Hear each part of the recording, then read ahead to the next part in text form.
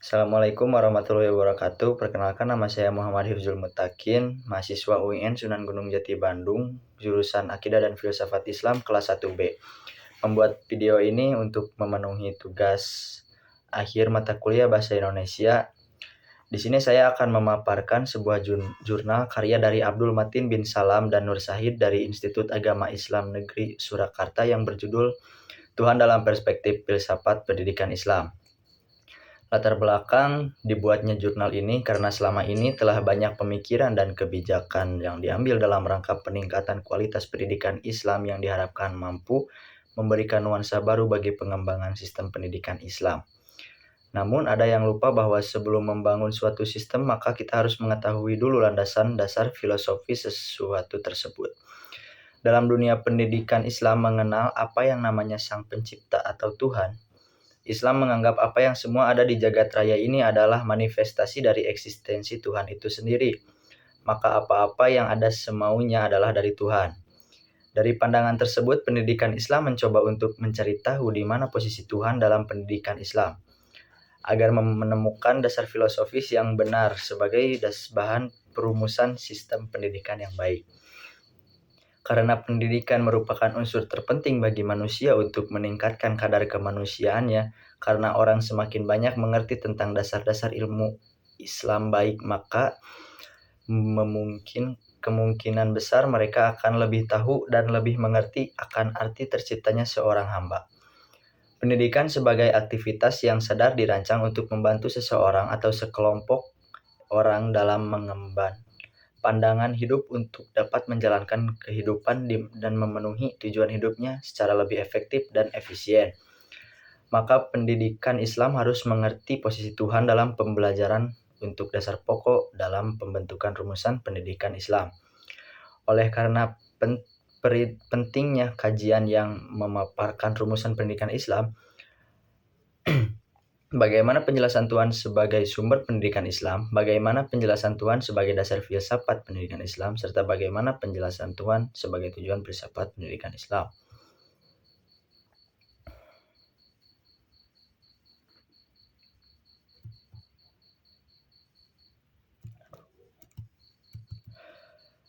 Tuhan sebagai dasar filsafat pendidikan Islam.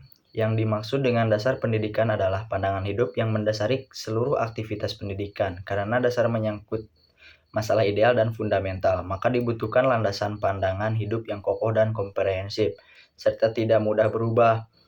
Dalam diri manusia terdapat potensi dasar kebutuhan. Potensi dasar ini tidak bisa dirubah oleh siapapun atau lingkungan siapapun. Maka yang pertama diwajibkan bagi seorang muslim adalah mengetahui Tuhannya dengan penuh keyakinan.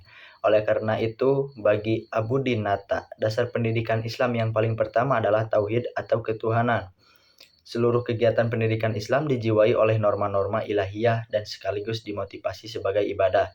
Dengan ibadah, pekerjaan pendidikan lebih bermakna, tidak hanya makna material tetapi juga makna spiritual. Dimensi keimanan menjadi variabel utama dalam menjalankan pendidikan. Keimanan akan selalu berorientasikan pada ketakwaan dan membawa manusia pada kebenaran dalam penetapan misi pengembangan ilmu pengetahuan. Maka dasar utama manusia dalam pendidikan adalah ketauhidan. Tauhid di sini harus difahami dalam kerangka yang terpadu antara yang bercorak teosentris dan antroposentris, yakni tauhid yang di dalam fokusnya hanya mengesahkan Allah semata. Namun dalam prakteknya berimplikasi ke dalam pola pikir, tutur kata, dan sikap seseorang yang meyakininya. Dengan demikian, tauhid yang dimaksudkan di sini adalah tauhid yang transformatif dan aktual, yaitu tauhid yang mewarnai aktivitas manusia dan tampak dalam kenyataan. Bukan tauhid yang bersifat taken of granted, yakni dengan beriman bahwa seseorang sudah akan dijamin kehidupannya akan bahagia dunia dan akhirat, melainkan tauhid yang disertai dengan amal soleh yang dirasakan manfaatnya oleh individu sendiri atau masyarakat.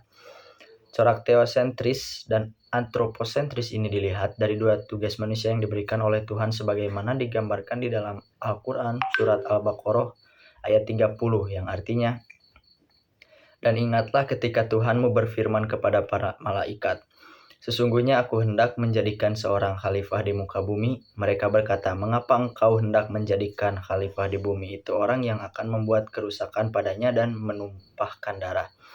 Padahal kami senantiasa bertasbih dengan memuji engkau dan mensucikan engkau. Tuhan berfirman, sesungguhnya aku mengetahui apa yang tidak kamu ketahui. Surah Al-Baqarah ayat 30. Selain itu, Allah memberikan informasi kepada umat Islam tentang tujuan penciptaan manusia di dunia ini melalui surat Az-Zariyat ayat 56 yang artinya, dan aku tidak menciptakan jin dan manusia melainkan supaya mereka mengabdi kepadaku. Dari ayat tersebut, manusia memiliki dua tugas, yang dimana tugas itu memiliki arti ibadah yang hakiki, yaitu manusia sebagai khalifah fil ard yang harus memberikan kemanfaatan kepada dirinya sendiri, kepada sesama, dan alam sekitarnya, dan manusia sebagai hamba Tuhan yang hubungan kepada Tuhan itu sendiri.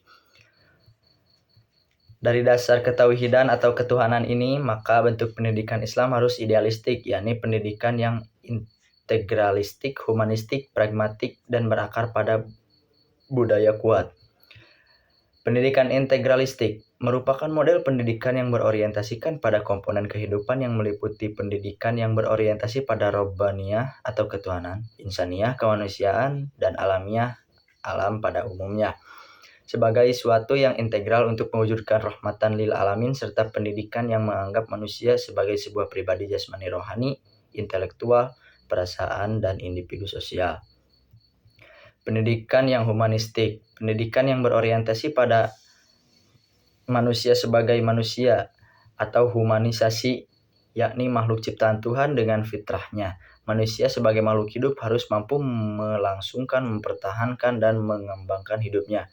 Posisi pendidikan dapat membangun proses humanisasi, artinya menghargai hak-hak asasi manusia seperti hak untuk berlaku dan diperlakukan dengan adil, hak untuk menyuarakan kebenaran, hak untuk berbuat kasih sayang, dan lain sebagainya. Pendidikan pragmatis, pendidikan yang memandang manusia sebagai makhluk hidup yang selalu membutuhkan sesuatu untuk melangsungkan, mempertahankan, dan mengembangkan hidupnya, baik bersifat jasmani maupun rohani, seperti berpikir, merasa, aktualisasi diri, keadilan, dan kebutuhan spiritual ilahiyah. Pendidikan yang berakar pada budaya, pendidikan yang tidak meninggalkan akar-akar sejarah, baik sejarah kemanusiaan pada umumnya maupun sejarah kebudayaan suatu bangsa, kelompok etnis, atau suatu masyarakat tertentu. Dari pendidikan yang berakar pada budaya diharapkan dapat membentuk manusia yang mempunyai kepribadian, harga diri, percaya pada diri sendiri, dan membangun peradaban berdasarkan budaya sendiri yang akan menjadi warisan monumental dari nenek moyangnya dan bukan budaya bangsa lain. Dengan demikian, dapat dikatakan konsep pendidikan Islam adalah pendidikan yang bersumber dari konsep ketuhanan yang bersifat teosentris dan antroposentris, yakni pendidikan Islam harus berkembang dan dikembangkan berdasarkan semangat berketuhanan dan semangat kemanusiaan.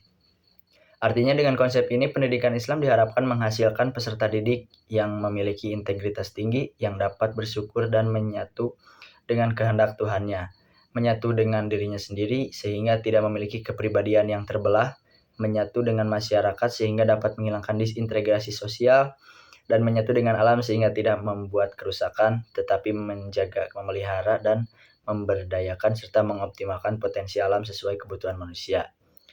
Sekian pemaparan satu jurnal dari saya. Wassalamualaikum warahmatullahi wabarakatuh.